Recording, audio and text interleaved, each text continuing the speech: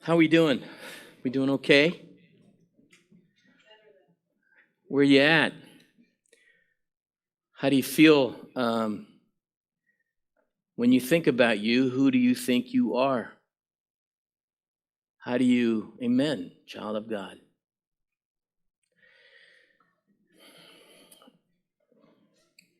I think identity is probably the most complex, most important concept and process that we can do in life. You know, for the first 23 years of my life, I felt I was very stupid. Really stupid. And it started with a observation and a judgment that I made about myself when I was a little boy. It was very painful. I was a child of a single Latina woman, Guatemalan. And my mom, you would now consider her a highly assimilationist. She really wanted me to learn how to speak English. So she took me out of the barrio in Washington, D.C., and we moved to a neighborhood that was Anglo, mostly white. I didn't know how to speak English very well, and so I went to a public school, nursery school, and everybody looked different from me. First of all, they all had their moms and dads.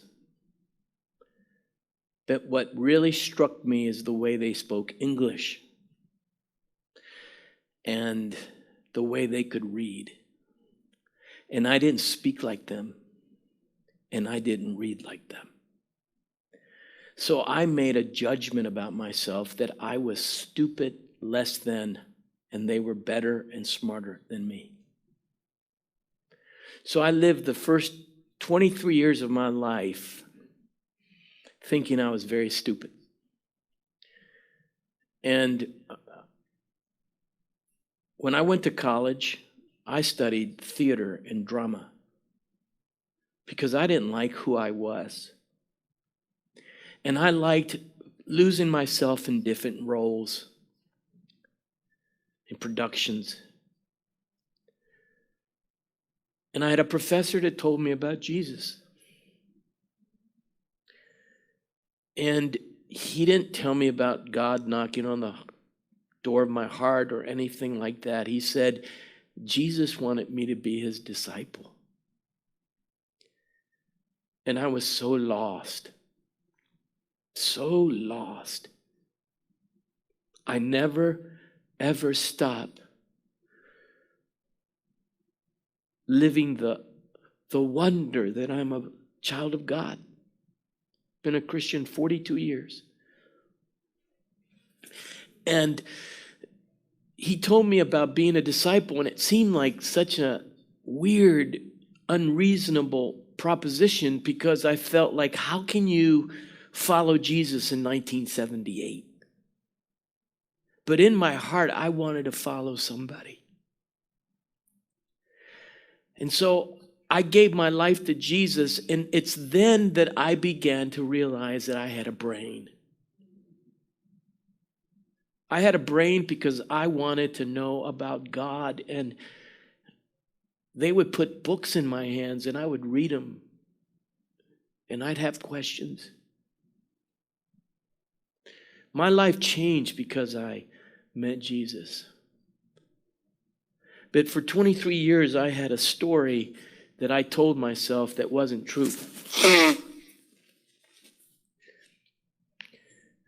It wasn't true, and it shot me off into a world that probably isn't the one that God would have had for me.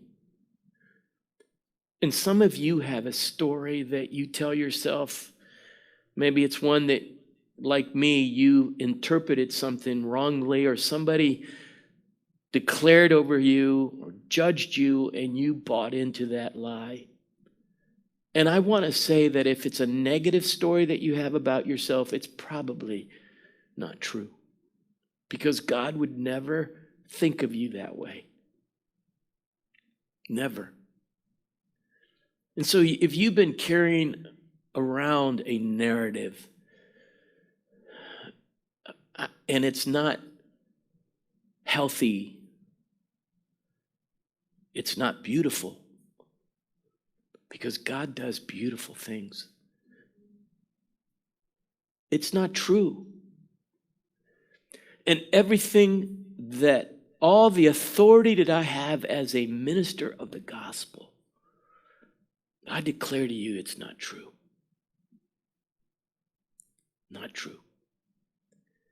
That's why I insist on this series of teaching on narrative.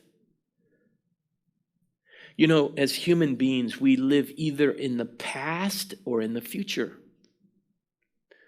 We don't know how to live in the present. In fact, there's whole systems called mindfulness and all these different kind of systems to help people live in the present. I don't know how easy that is.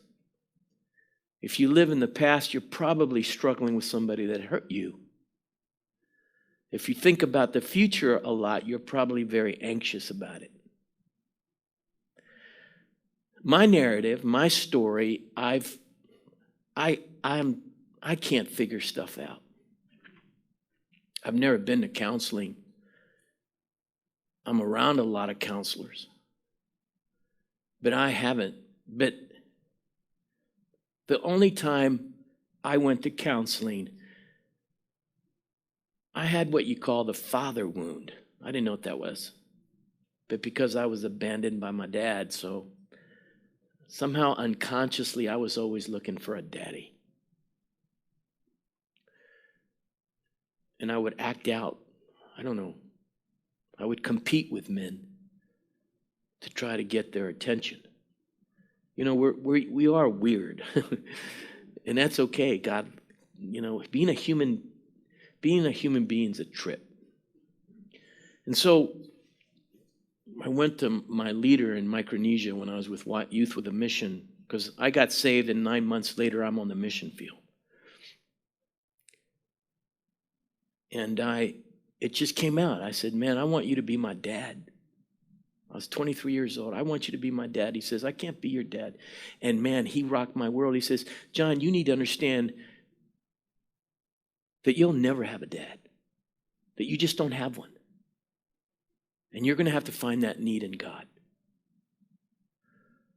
So 9 months into my walk with the Lord, I realized that I wasn't going to find in a human being what I desperately needed in my soul.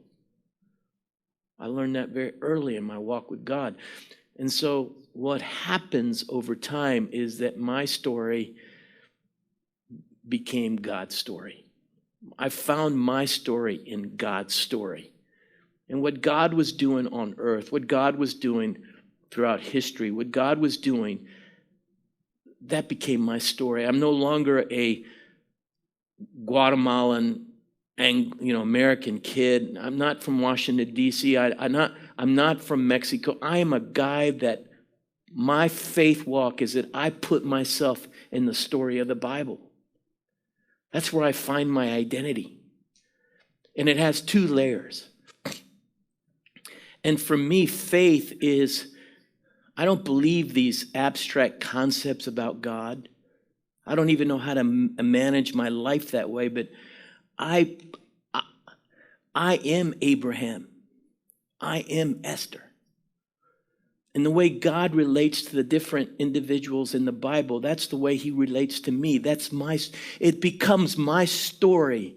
And the people of God become my people. And I don't have to worry about whether I'm Latino or American. I don't worry about those things anymore. I'm a part of a people. I'm a part of what God is doing on the earth. I have been embraced by God to do with him, partner with him in what he's doing on the earth. And he's taken history in a direction. He's taken reality somewhere. And he's invited me to be a part of that. And so I don't worry about this other stuff. I try to find myself in the story The Bible story is my story now. And so every day, I love having devotionals. Because every day I'm connecting in my story. It's like, people, I did the ancestor thing. We want to know about our story. We want to know about our grandparents. We want to know about the crazy uncle. Even if you're adopted, you're curious. You're curious. You want to know. There's something in us that longs to be connected to a family, to a people, to a heritage, to a story. And when you haven't had one, when it's just you and your mom, a Guatemalan woman that got pregnant and she got rejected by her family, and she's got to raise a son with a tremendous amount of shame. And that's all you know is her and you. And you're trying to figure out who you are in this big, crazy world. You can't find yourself in that world. You can only find yourself in the story. That's why I love the Bible. Some of you said you make it come alive. It is alive for me. It's my story. God has given me a story that I can be a part of. That's my history. And I want to know everything about it. Because the day that I became a Christian, the day that I became a believer, I got grafted into something amazing. So it's not just I have my quiet time to fulfill some religious obligation. It's not like a rabbit foot for me that I want to be blessed by God, so I do a certain number of things in my spiritual life so that God will think that I'm a good kid. It's much more, it's bigger than that. Every day I'm in a story that's my story. And I want you to understand that it's your story too. And everything that you need. Because our biggest questions in life is, who am I and why am I here? And how do I relate to all this? It's so powerful. And so when I preach, I'm not trying to come up with some message. I want people to be connected to the story and to be connected with it deeply. That's where the passion comes from. Because if you're part of that story, you're a part of me. You're a part of me. And I'm a part of you. And that's so deep and important.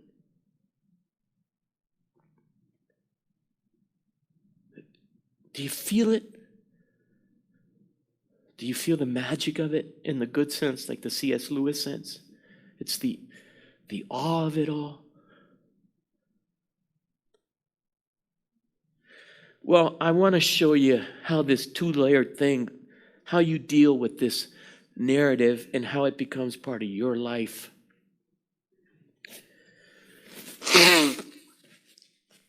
I feel very fortunate to be here. There's something very special about you guys. The little group that's come every night. This is our fellowship. And we're learning together. I didn't even think about numbers until Mark told me about it. He said, did you say it was down? Overall. I didn't even think about that. Who cares? Well, I know they care. I don't care. Let me tell you what's so amazing.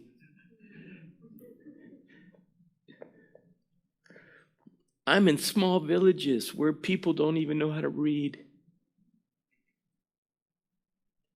And I'm trying to teach them how to be part of the story. And sometimes it's amazing to see them begin to get it. And all I can do is get on my face before God and say, man, Jesus, you're so good. You're so good. Please forgive me for being so emotional tonight. Something about being here really hit me. Does that happen to you? Sometimes you get overwhelmed by a moment and you think, my God, what the heck's going on with me?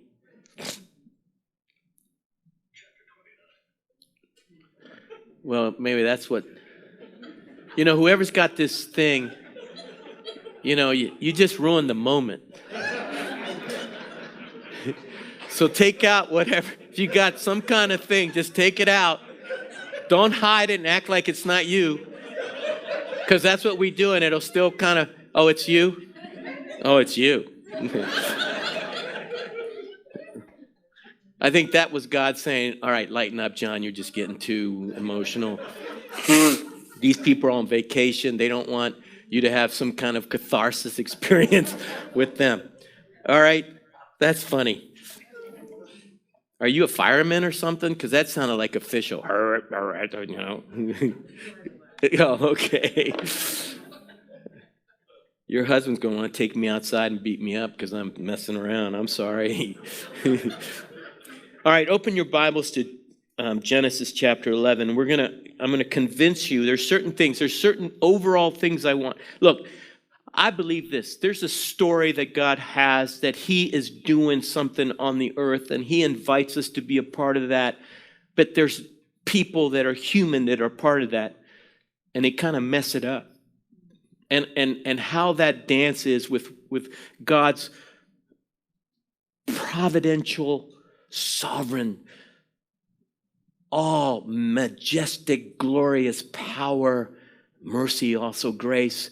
And he's doing something so great, but he does it with people like you and me. We're all funky and, trying to figure stuff out and how that works. And then in the midst of that, this dynamic of story and personal conversation and the conversations that we have in our heart, because that's what drives all of it, I think. So I hope you're getting what I'm trying to teach you, but all right. I want to show you something here in Genesis chapter 11 about the power of language and when God judges it. It says here in Genesis chapter 11, starting in verse 1, now the whole earth had one language and the same words. And as the people migrated from the east, they found a plain in the land of Shinar and settled there. And they said to one another, come, let us make bricks and burn them thoroughly. And they had brick for stone and bitumen for mortar. Then they said, come, let us build ourselves a city and a tower with its top in the heavens, and let us make a name for ourselves, lest we be dispersed over the face of the earth. So I want you to see there's language, and you cannot do anything outside of a conversation. The better you can converse, the clearer that you can communicate, the more powerful you are. When my daughter was my oldest daughter was getting married, they had a strange wedding. But that's their thing. And so they had this idea of how they wanted this wedding to be. But her and her husband, they couldn't communicate to me. And so The guy that married my daughter, I don't know what the name is. In Spanish is mi yerno, but I don't know what it means. My son-in-law. I don't speak the English. My son-in-law, his sister came up and says, obviously you guys don't know what you're doing. And I just said, excuse me, miss, this is the pastor and the couple that's going to get married, and you don't have a role here. And so, I had to protect I had to protect my daughter. I don't care about the dude, So I like him now. God's, that's another preaching message. So the thing that I realized is, and I think this is key to leadership, I said, honey, you know what your problem is? You see something very clearly. You just don't know how to help me see what you see. And leadership is about helping other people see what you see.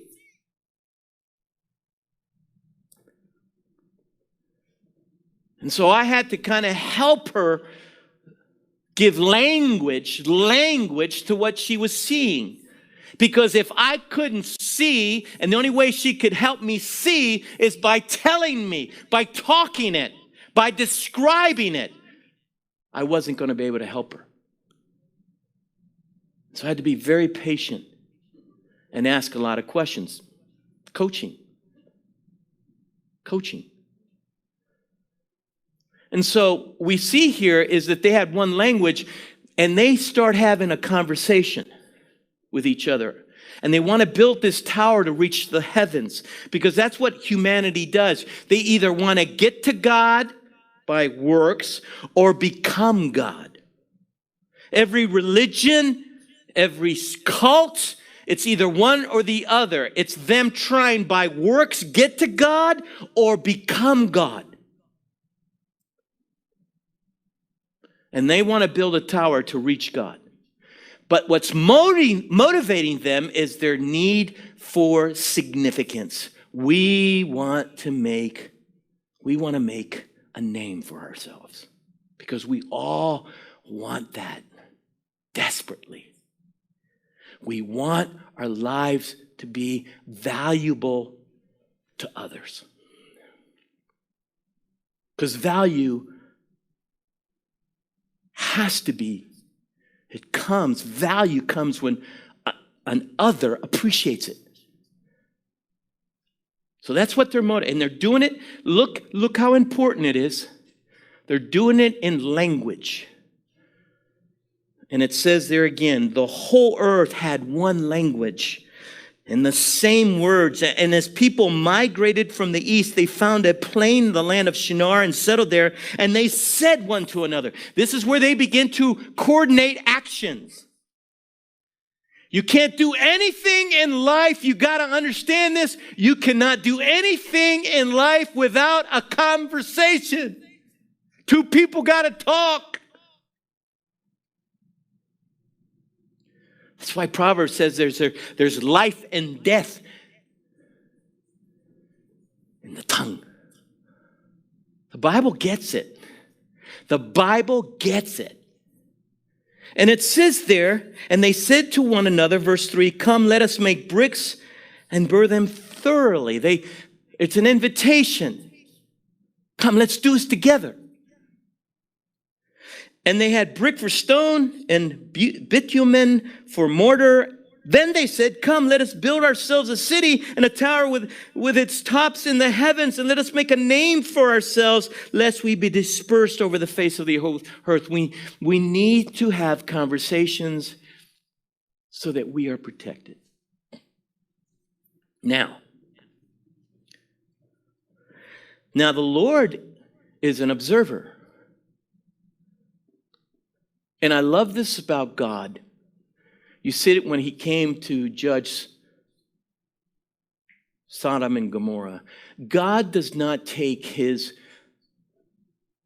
difficult decisions lightly. He investigates. And it says there in verse 5, and the Lord came down to see the city and the tower which the children of man had built. And the Lord said, behold, he's an observer. He observes. And what he observes, he judges. He makes a judgment. He evaluates. We do that as the image of God. We observe, and we make a judgment. Behold, they are one people, and they all have one language. God gets how powerful language is. They have one language, and this is only the beginning of what they will do, and nothing that they purpose to do will now be impossible for them. That's God's observation about these people. That's how powerful language is. And when you can communicate and you have powerful conversations, there is nothing you can't do. Because that's God's evaluation of language. That's God's evaluation. And what does he mean? Are they going to become like God? No. It's very powerful. But they're falling, and whatever they do will be inundated with sin and fallenness. But he makes an observation, and he declares there's nothing impossible for them. That's the power of language.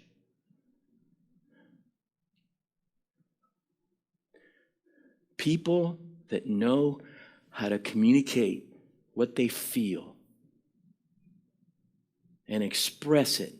People who know how to communicate what they see are very, very successful in life.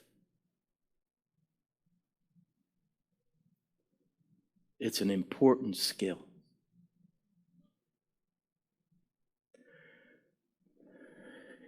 And it doesn't have to be complicated.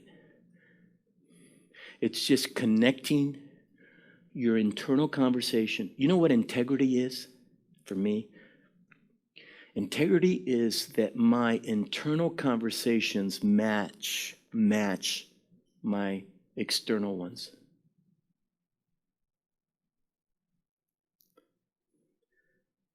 I feel love from my wife. I need to say it. I love you. I love you.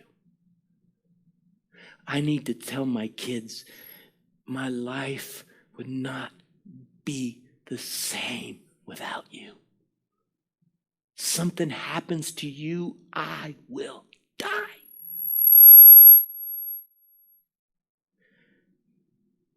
And what holds you back? I can't say that. Yes, you can. You can say anything. You can say it. And it's important for you to say it. Because power, the faith movement kind of got off. They got kind of off on declarative, creative language. I can't create things ex nihilo, but I can create realities interpersonally. It's very powerful. Now, God makes the observation that, because they have one language and they know how to communicate to each other, and they can design and coordinate activities, that's dangerous when it's motivated by a sinful nature. And so it says there in verse 5, and the Lord came down to see the city and the tower with the children of man had built. And the Lord said, behold, they are one people and they have all one language. And this is only the beginning of what they will do. And nothing that they propose to do will now be impossible for them. Come, let us go down, and they're confused their language. That's how God intervened. He didn't give them cancer. He didn't blow up the tower. He blew up their language. He blew up their language. Come, let us go down there, confuse their language so they may not understand one another's speech. Isn't that interesting? That's how God judged them. He messed up their communication. This is so powerful, you guys. If you can just get it, it'll change your life. And then it says, so the Lord dispersed them from there over the face of all the earth, and they left the building. They left off the building, the city. No, and they left off building the city. Therefore, its name was called Babel, because the Lord confused the language of all the earth. That was God's major judgment. The last judgment that he makes on humanity is he confuses their language. I think Pentecost with the speaking in tongues, which is controversial, but the one thing about everything, I think it's the reversal of this judgment, and what people began to do who speak in tongues, what they all were doing, were speaking the praises and glory of God instead of making a name for themselves. It's the reversal. It's one of the reasons why I believe in tongues. But, that's another thing. Now, here is, right after this moment of judgment of language, then God calls Abraham. And so this is where I begin to think, this is, okay, Johnny, you are a part of this. You're a part of this call. This is part of your story. This is part of your story. And so in Genesis chapter 12, and I realize we want to make a name for ourselves. We want to be significant. That is the most human drive. It's not a bad thing. Of course you want to be liked. It's the most wonderful thing in the world when somebody likes you. That's what little kids do. Will you please like me? I will like you. I still, at 65 years old, I'm 65 years old. That's the biggest cry in my heart. Please like me. I want to be loved. I want to be loved. That's how I think most of humanity finds their significance. So, but God does that. And so you go to Genesis chapter 12, verses 1 through 3. This is the cosmic call of the people of God. This is the beginning of what the people of God are and what their purpose is. Right here. That's me. That's me. I'm that. And it says there in verse 1, chapter 12 of Genesis, now the Lord said to Abram, go from your country and your kindred and your father's house to the land I will show you. God says, Johnny, don't worry about if you're Guatemalan. Don't worry about if you're American. Doesn't matter. Leave it all behind. Just go where I'm going to take you. And that's where you're going to find out who you are. Okay. Leave it. Leave it. God says, leave it. I got an identity for you that's different. Something huge. You're going to be a part of something great, Johnny. It's amazing. Don't get stuck with all that stuff back there. It's meaningless. I got to figure out who I am. He says, now the Lord said to Abram, go from your country and your kindred and your father's house to the land I will show you, and I will make you a great nation. I will bless you and make your name great. I'm going to give you an identity. I'm going to give you a nation. That's my story, you guys. And that's your story. And that's a huge story. Well, okay, but what do I do? And I will bless you and make your name great, so you will be a blessing.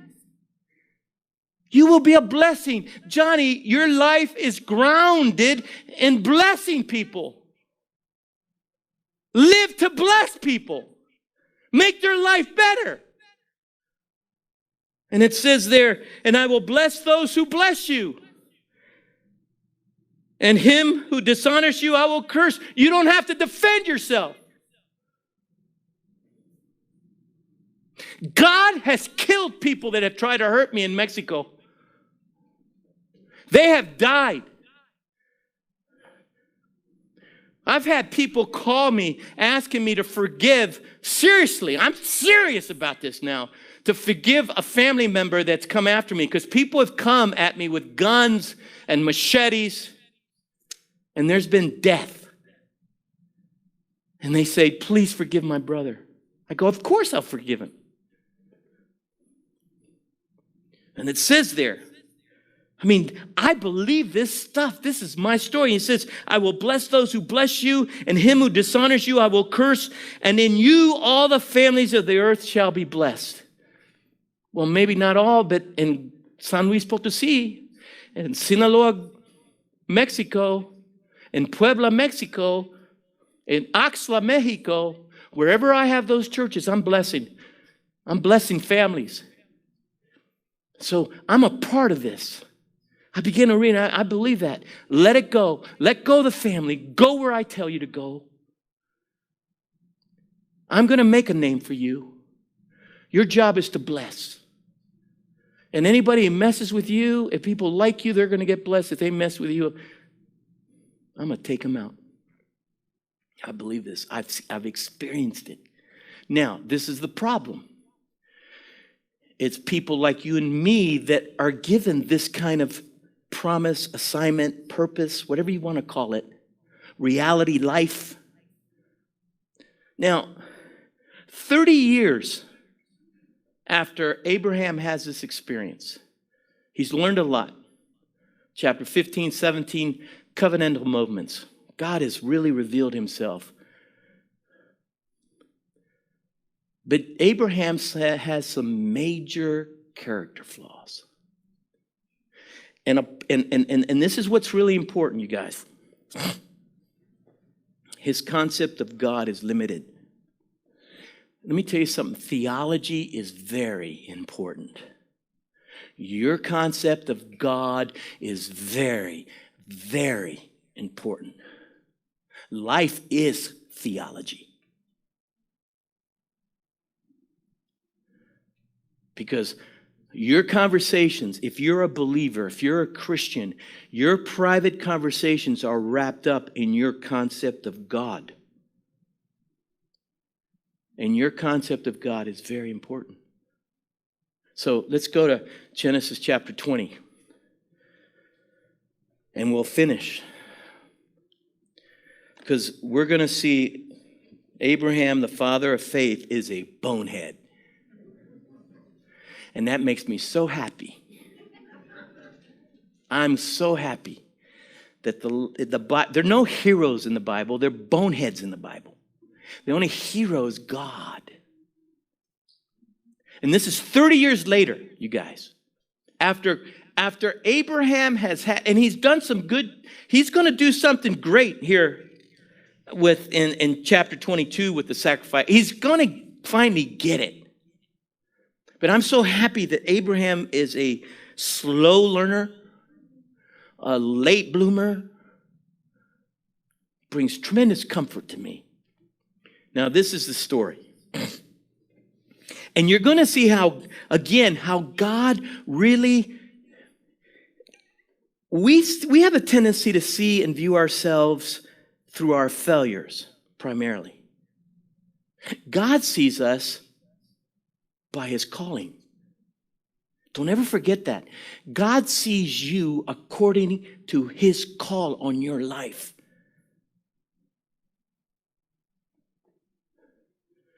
Okay, Genesis chapter 20. From there, Abraham journeyed toward the territory of the Negev and lived between Kadesh and Shur, and he sojourned in Harar.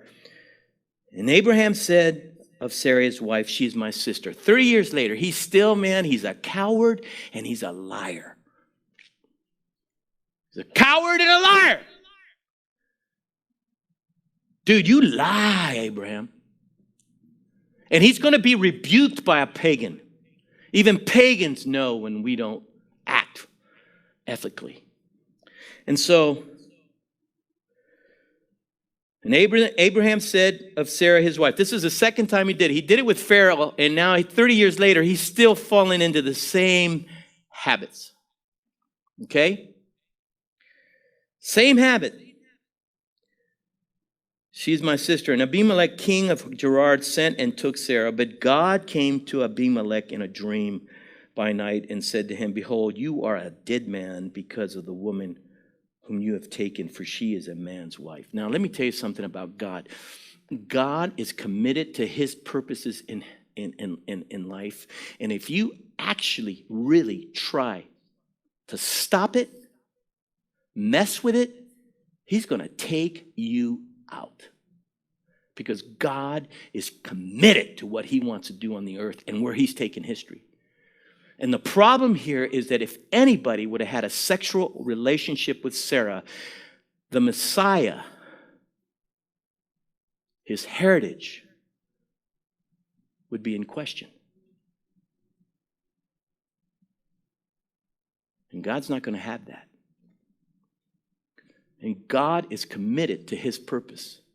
God is God. And I don't mess with you, man. Because he's committed to what he wants to do on the earth. He wants to bless you. But don't think this is all about you being happy. It's about God's plan on earth, and he invites you to be a part of it. And he tells him, you touch this woman, I'm taking you out, and your family and everything that has to do with you. God's very committed to what he's doing on the earth, you guys. God's God, and we mess around. He says, but God came to verse 3, but God came to Abimelech in a dream by night and said to him, behold, you are a dead man because of the woman who you have taken, for she's a man's wife. Now Abimelech had not approached her. He hadn't had sexual relations with her yet. He said, Lord, will you kill an innocent people? Did he not himself say to me, she's my sister? And she herself said, he is my brother. In the integrity of my heart and the innocence of my hands, I have done this. Then God said to him in a dream, yes, I know that you have done this in the integrity of your heart. In this situation.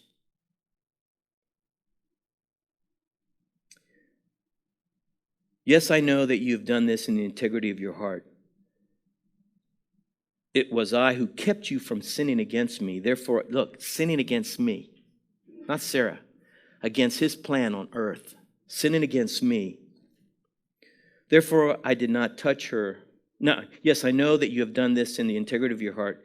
It was I who kept you from sinning against me. Therefore, I did not let you touch her. Now then, return the man's wife. Here, check this out.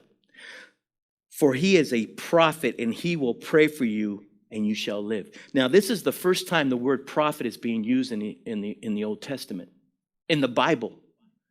And it's within the context of again, a major vulnerable failure on Abraham's part. And yet God calls him a prophet, and it's the first time it's stated in the Bible.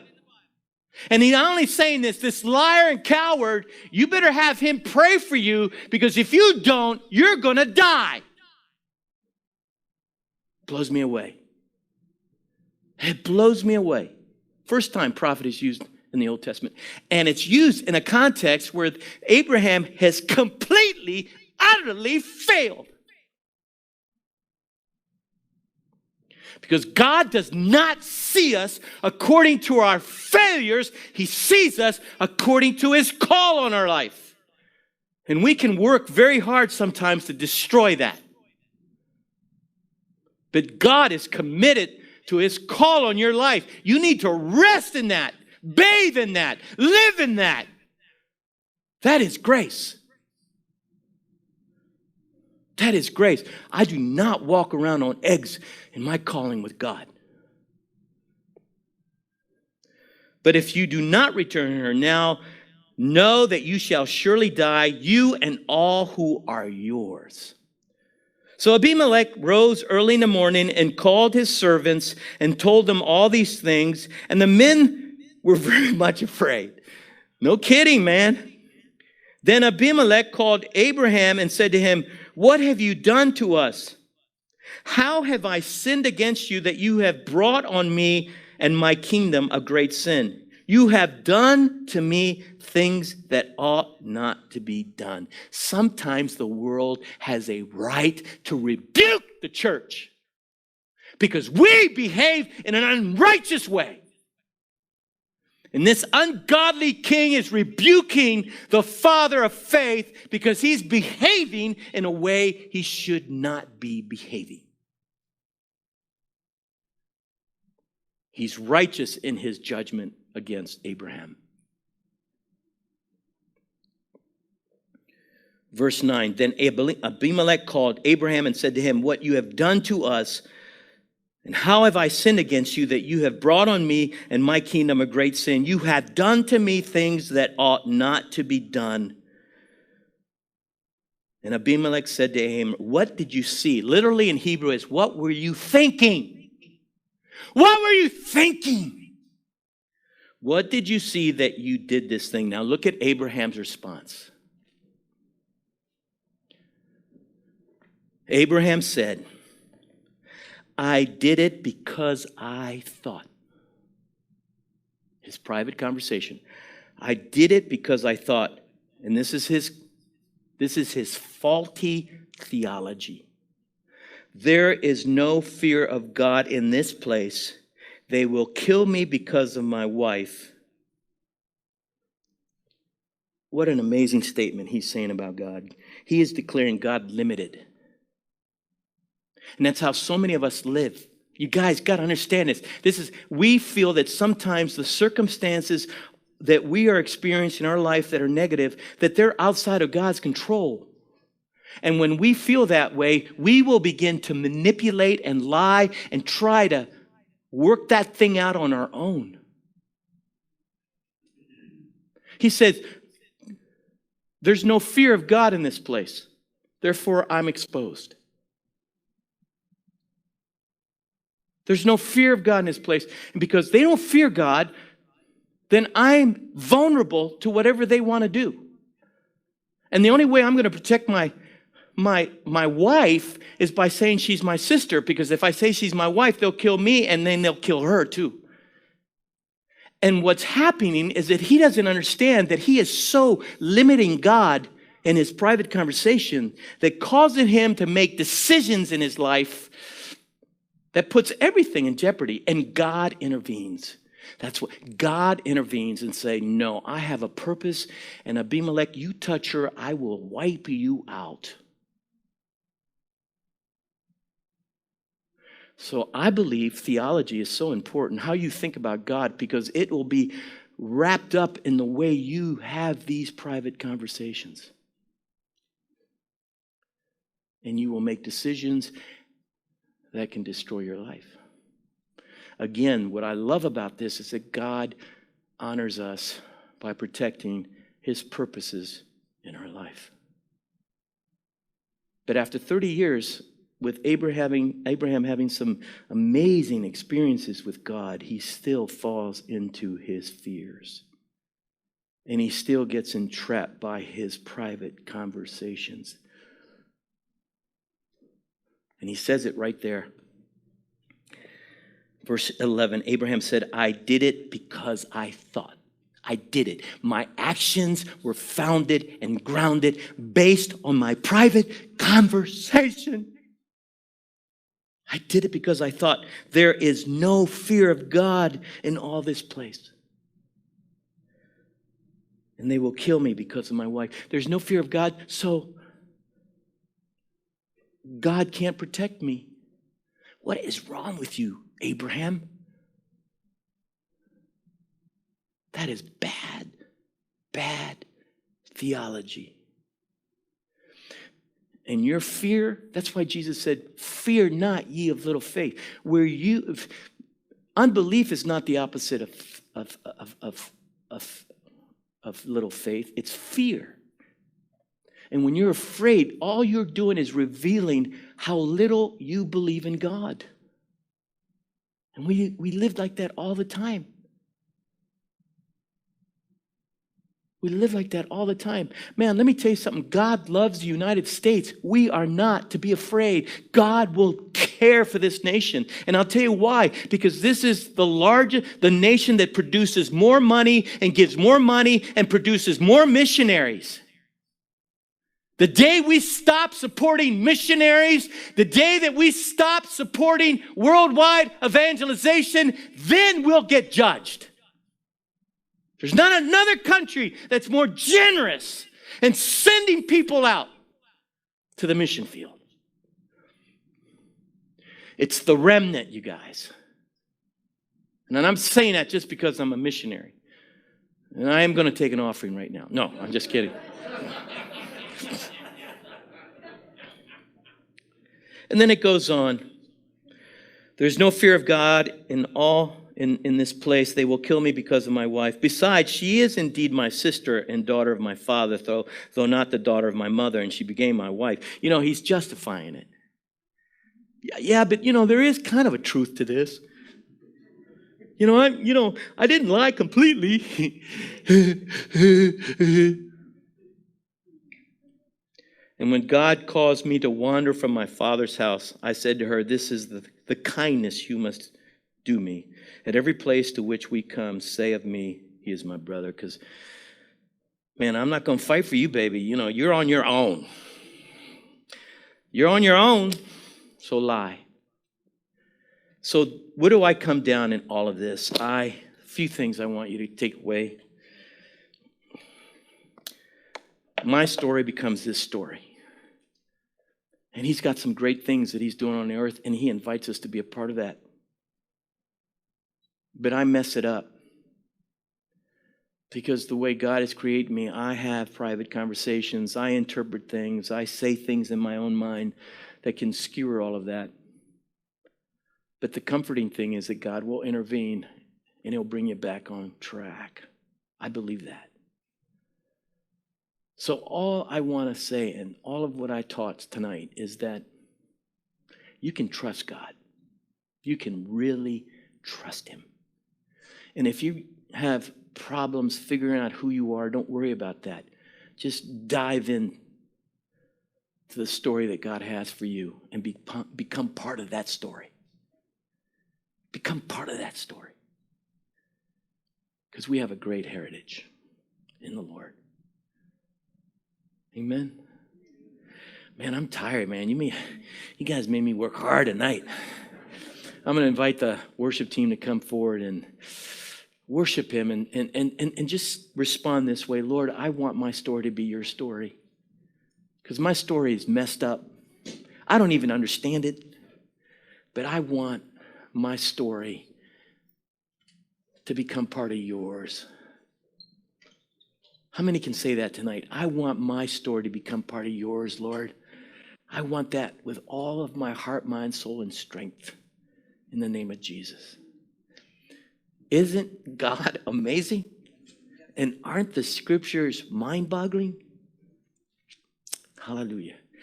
And I love you. Please like me.